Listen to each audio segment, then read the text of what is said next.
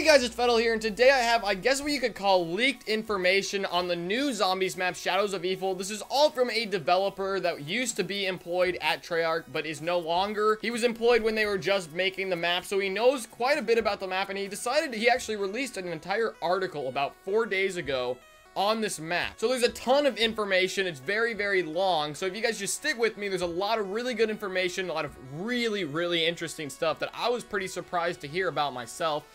You'll understand once I start reading it, but I'm just going to read this whole article fast, not as fast as I can, but I'm going to try and go a little fast because this thing is pretty long. So you guys can let me know what you think down in the comments. There's a lot of really interesting stuff, and I'm just going to go ahead and read it. So he says, I was a part of the original Zombies team all the way back in World at War. I dealt heavily with the conceptual aspects of the maps as well as lore. Zombies has really become something near and dear to my heart. I am no longer employed at Treyarch, but I still love zombies. Shadows of Evil is truly something special, and that's coming from someone involved with the development of almost all the previous zombie maps. Before I leave Zombies forever, I want to get everyone else hyped for the new map as much as I am. This is not a leak, I just want to shed some light into the development and existence in what has been the best creation out of the Zombies team. Shadows of Evil had a fairly long development cycle. For the first time ever, Treyarch allocated the same amount of resources that went into the development of the game's other two temple modes. This meant that the team had to develop something new and revolutionary. We really wanted to take advantage of the new prolonged 3-year development period.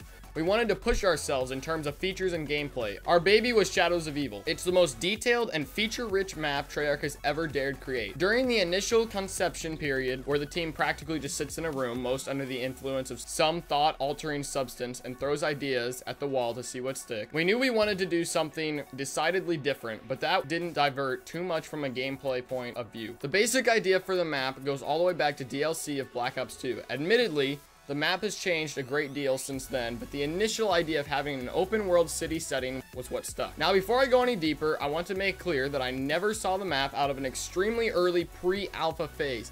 Everything I'm about to say are conceptual ideas, things that may or may not be in the final GM. Some features may change slightly. Zombie programmers are rather fickle-minded and therefore tend to change things last minute, but for the most part, I am relatively confident that the final product will be something along the lines of what I'm about to describe. The core gameplay mechanics we wanted to explore and create were true next-gen map design, great storytelling and map depth, different while still being familiar, fusion of Nor and Goth, standout cast, immense open world. The zombie team was greatly expanded during the development of Black Ops 3. As I said earlier, Activision allocated a lot more resources into zombies, meaning the team inevitably grew in size. Lots of developers previously involved in campaign were brought over to zombies. Activision wasn't the only one with newfound enthusiasm for the mode. The zombie team truly were excited to make something great utilizing the next-gen architecture. I remember concept art from the art team being spilled out non-stop, and how the team would work together to draft out the new chapter of zombies. And once the conceptual phase was completed, our main goal was turned to making a true next-gen zombies experience. The new hardware gave us much more room to work with. We could finally stay true to the concept without having to make many compromises. This was huge for the team, since before we were always grounded to the reality by the devs because of the hardware limitations. We could finally make the map of our dreams, and that's what we did. Thanks to the upgraded hardware, we were able to develop a true open world. The size and scope of the map is comparable to some open worlds that constitute entire games. It's absolutely massive, and thanks to the 3-year development cycle, we were able to meticulously scrutinize every polygon of the game's reality. Everything in Shadows of Evil is thought out, and there's universal purpose to all the occurrences and objects in the map. Everything is there for a reason, and it all makes sense. This leads me to the next point. Great storyline and depth. Thanks to the popularity of the Mob of the Dead, both internally at Treyarch and externally with actual DLC sales, we wanted to make something similar. Shadows of Evil exists in a different bubble than Mob of the Dead, but they're unmistakably connected. The entire map is self-sustained, meaning this particular chapter starts and finishes in the same map.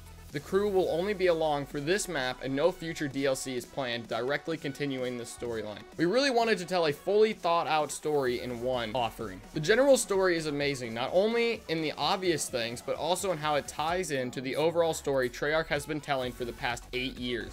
I can't reveal too many details, but what I want to say is you'll be glad you weren't spoiled. The story is perfectly fused with gameplay, and it truly is something unique. In Zombies, there are many branching storylines that are connected, but that divert in some ways from one another. Like Origins diverge from the normal continuum of Zombies, the storyline that has blown up the earth. We wanted to do something similar with Shadows of Evil. This storyline is very similar to Mob of the Dead in this sense. It's sort of connected to everything else, but it's really its own thing. So don't go in expecting Origins or Moon in terms of the backstory. The team wanted to make something new that stood on its own, and in terms of the story, it's just that. Again, I can't reveal too much, but the story deals a lot with sin and morality. And there's also a mysterious evil that is at the center of all the mayhem. Another thing we wanted was change, but it was made very clear that we had to be careful. Exo Zombies made it obvious that change could be counterproductive. In fact, the vast majority of the Treyarch team despised what Neversoft did with the zombies. This established that we wanted the core gameplay to stay intact, and only then we would add features. Shadows of Evil is a feature-filled, but the core mechanics are the same.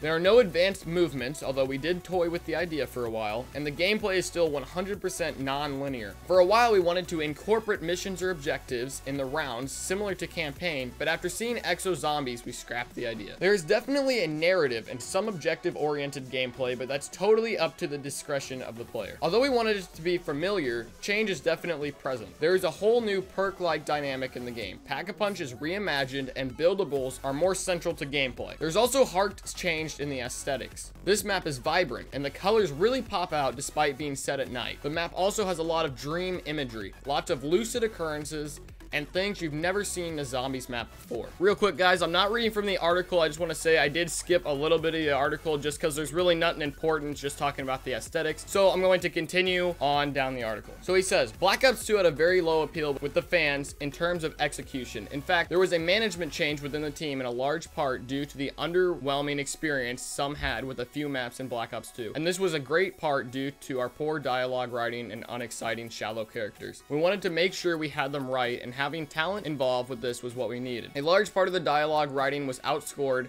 and the higher ups wanted a celeb cast to help drive pre-orders. So we hired some talented B-list actors that could nail the part. Every actor had a role. Thanks to an extra time in development, we were able to add huge depth to the characters. Each one has their own motives and purposes. Perhaps the biggest aspect of Shadows of Evil is the open world. It is absolutely immense. It is definitely larger than Green Run, only that every single part of the map is explorable. There is also a large subterranean area. The scope is absolutely massive, and the amount of detail is unparalleled in Zombies. There will probably be Easter eggs people will be discovering years after the release of the game. Not only are there large-scale side quests, but there are also small Easter eggs, like in the World at War days. A few things I'd like to point out before I conclude this post are, Shadows of Evil is on another storyline, but the origin storyline will be continued. DLC will be conceptualized by the time I left Treyarch, meaning it's probably heavy post-development by now. The Giant remake of Doris is a remake, not a remaster, meaning the map layout is the same, but virtually everything else has changed.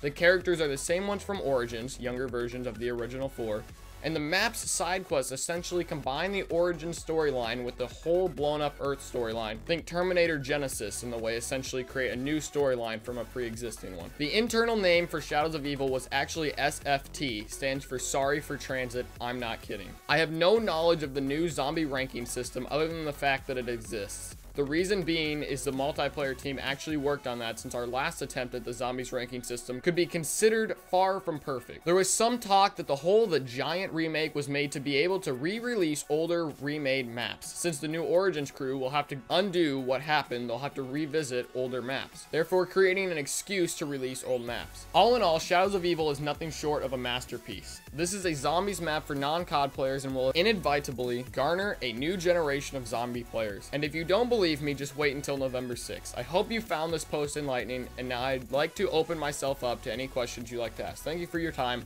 and happy zombie killing. And then he adds those little things after, just some little Easter eggs, like he does minus these certain numbers and you get 115 or 115, just stuff like that. So nothing else important, but yeah, that was a mouthful. That was a lot of information to take in. I hope you guys understood what he was saying and all that stuff, because I think it's pretty interesting. I'm not gonna keep you here too long. I'm not gonna keep talking about it because that was pretty long. But anyway, I hope you guys enjoyed this leak. Let me know what you think about it. I think this map sounds amazing, and we'll see you in the next video.